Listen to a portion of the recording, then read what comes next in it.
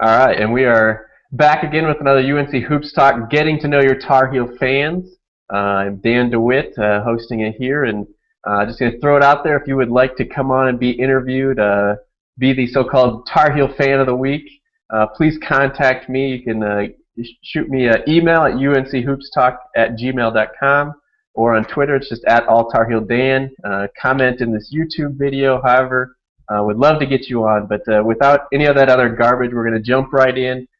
This week I have Sam here. I actually found Sam through YouTube and not Twitter, which is kind of unique, but you should definitely go follow him here. But I'll let you get it all right. So Sam, go ahead and introduce yourself. How's it going, guys? My name's Sam, and I run a YouTube channel, RealSam510. I talk about UNC football mainly. I do talk about the basketball team a lot. I throw it all out there, my opinion on sports and everything, and just a huge Tar Heel fan, man. Absolutely, and Sam, Sam's channel is great. I watch there a lot quicker, shorter videos than I usually put up, but it's great. And I had to warn him not to say any words that wouldn't be appropriate here. But if you're okay with that, it's a great channel over there, and you should definitely go check that out. So we're going to jump right in. Sam, how long have you been a Tar Heels fan? Is there any point in your life that, a moment or event that kind of brought it to a new level or anything like that? Yeah, definitely, man. In fourth grade, I was kind of transitioning into a new school, trying to fit in, obviously, as we all do in school. And I picked up basketball. And my family had always been big into Tar Heel basketball, but it was something that I followed like loosely, but once I started enjoying basketball, I really got into it, and it just started there, man, with my love for the game, and also when in fifth grade, I picked up the hobby of college football and watching college football, and that's what got me into UNC football.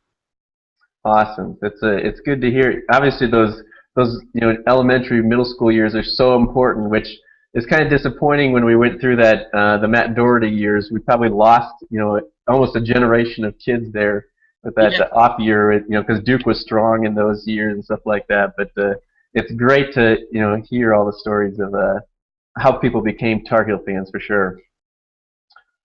So what's been the hardest question for people out of all these is if you had to pick one, a favorite Tar Heel of all time? That's easy for me, man. If we're going basketball, I was a Tyler Hansbrough kid. You obviously saw all the kids when he was playing with the number 50 jersey on. I was one of those. You still see him today in the stands even, and just, man, his grit, his hustle, just his love for the game. You can just tell it when he plays.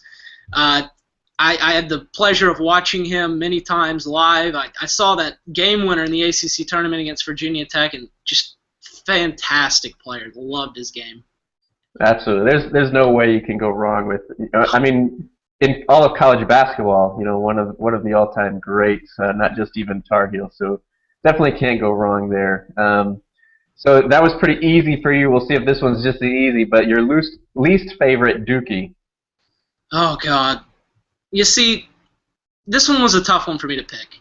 It really was, because I don't necessarily hate this player. Well, never mind. I do hate this player. Never mind.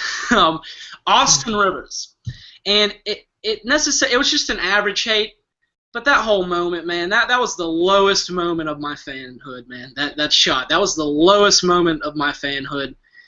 Other guys that deserve an honorable mention, John Shire. Oh God, and just all three of the Plumleys. I can't stand any one of them. Oh God, but Austin Rivers, just because of that demoralizing defeat.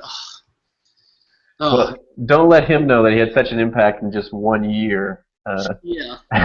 But we're never against honorable mentions when it comes to least favorite Dookies.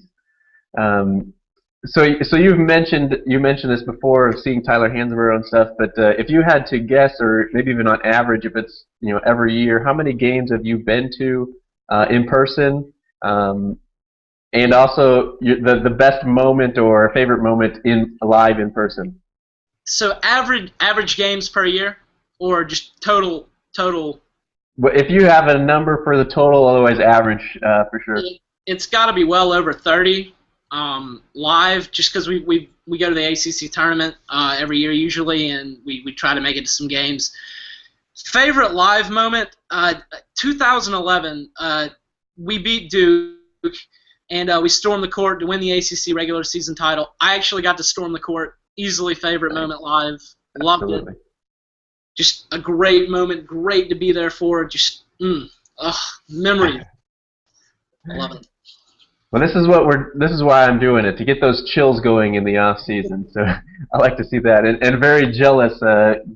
Being at so many games, I've only been to 5 to 10 probably in person. Not living so close, and going to the ACC tournament. It's definitely on the bucket list to do, to be there at least one time in my life. Yeah, you gotta go in Greensboro, man. You gotta go in Greensboro. That's the most, probably the best place in my opinion that they have it at.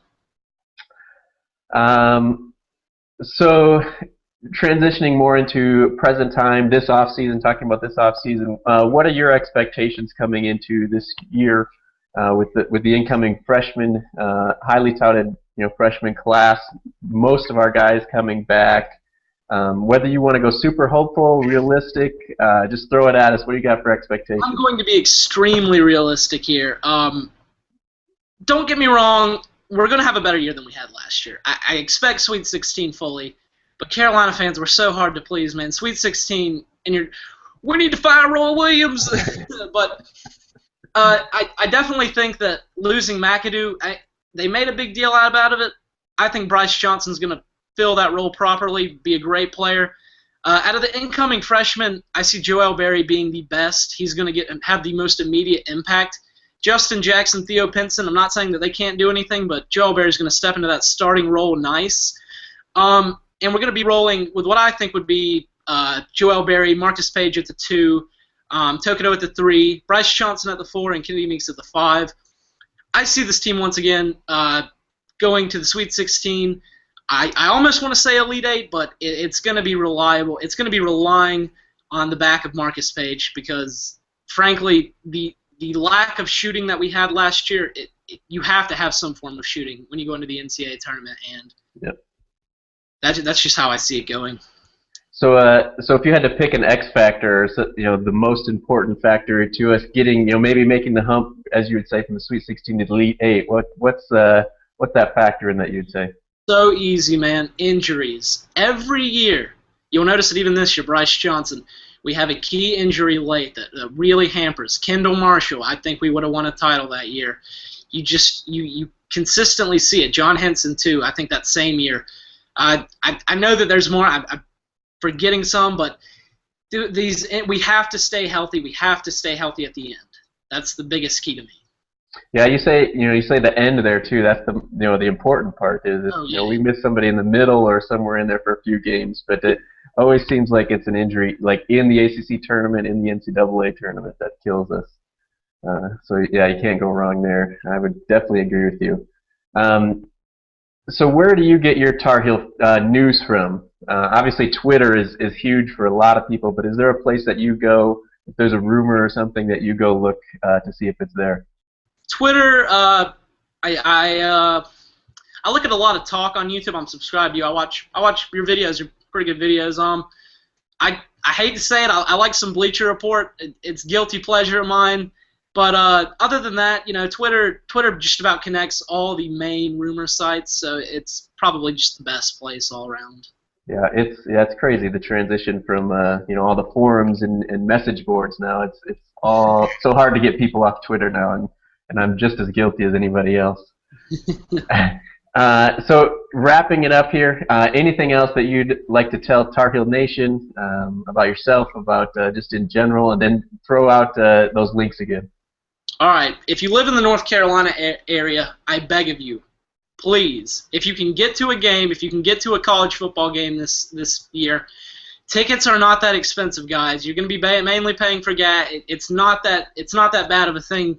The college football team we really need it, man. Fan support.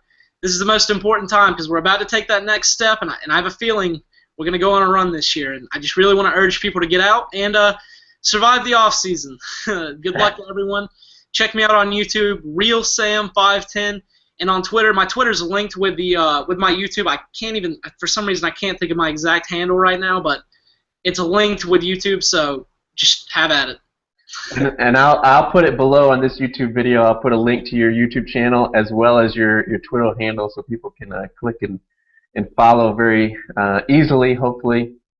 Thanks for coming on, Sam. It's great talking to you. Awesome. I won't say in person, but in video. Appreciate your support, like your videos. And again, I'll throw it out there for anybody else that wants to come on, be interviewed, hopefully just connect Tar Heel Nation a little bit better and more personally. I'll have my links below, at All Tar Heel Dan, or on YouTube, email unchoopstalk@gmail.com. So yeah, let's get through the off season together. I would definitely second what Sam says is get to a game. You can't beat that environment for college sports, football or basketball, for what that's worth. So yeah, again, thanks Sam for coming on. Let's get through the off season, and until next time, go Heels. Go Heels.